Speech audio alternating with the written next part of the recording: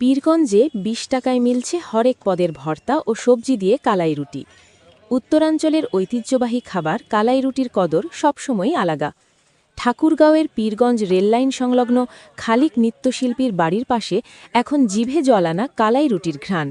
মাত্র ২০ টাকায় তৃপ্তিদায়ক ও সুস্বাদু কালাই রুটির সাথে হরেক পদের ভর্তা ও সবজি পাওয়ায় সেখানে প্রতিদিন ভিড় জমাচ্ছেন স্থানীয়রা।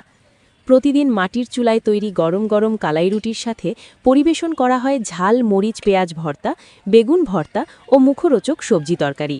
সাশ্রয়ী মূল্য আর ঘরোয়া স্বাদের কারণে এই দোকানটি এখন স্থানীয় ভোজন রসিকদের প্রিয় গন্তব্য হয়ে উঠেছে। বিশেষ করে অফিস ফেরত মানুষ এবং পথচারীরা বিকেলের নাস্তা হিসেবে এই স্বাস্থ্যসম্মত খাবারটিকে বেছে নিচ্ছেন।